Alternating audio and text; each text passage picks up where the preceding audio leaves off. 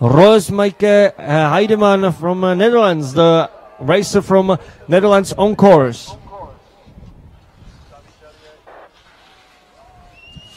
Jinak včera nejlepší z Nizomek byla Kiara Gerritsen, která skončila 9.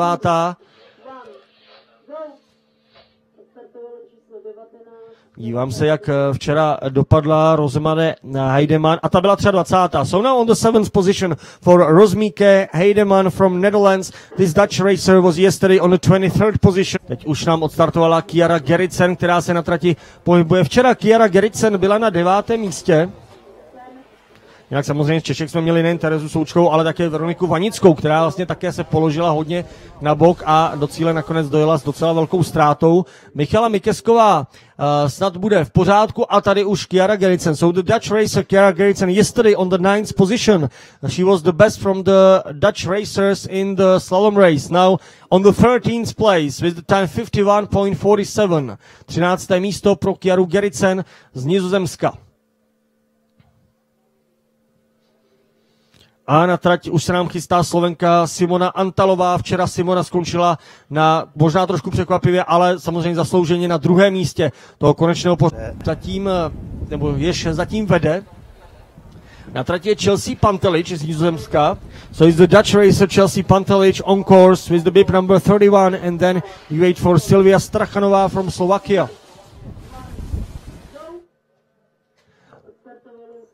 Chelsea Pantelic was on the 20th position yesterday in the slalom race. Now the tuck position for the last few meters of this course and 25th place for Chelsea Pantelic. The time is 55.16, 55.16 pro Chelsea 1 proti vedoucí závodnici průběžného pořadí, tedy Rebece Oblak. A tady je další závodnice z Nizozemska a to Noordek Hughes s číslem 33. So it's the Dutch racer Noordek Hughes from Netherlands. She's now, yesterday she was 18th in the slalom race and now hoping to get on the better position closer to the best 10. And it's the 22nd time, so 53.15. She won't be better than yesterday. Anyway, she is great. Vyhlašovat to nebudem, i když si alespoň řekneme to jeho jméno. A nyní už Tom Hortensius z Nizozemska. So the Dutch racer Tom Hortensius, bib number 57.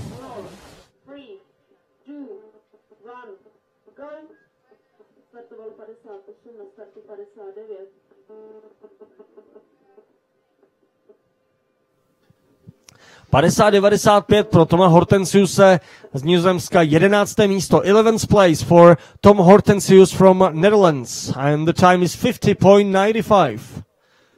Pak je tam Jonáš Pospíšil, tady vidíme pád a to je nizozemský reprezentant Maarten van Everen, který startuje číslem 64, položil se trochu víc do oblouku, je tam taková ta terénní vlna a samozřejmě ta spodní lyže mu trochu ujela, takže vnitřní ho neudržela, klasická chyba občas závodníků, ale jsou to zkušenosti, které tato děcka nabírají, takže se v průběhu let ještě mohou mnohem zlepšovat a některé z nich budeme sledovat tradičně ve světovém poháru. V tuto chvíli Maarten van Overen na 19. místě 53.61 ztrácí 5.12 na zatím stále vedoucího slovenského závodníka Šimona Liptáka.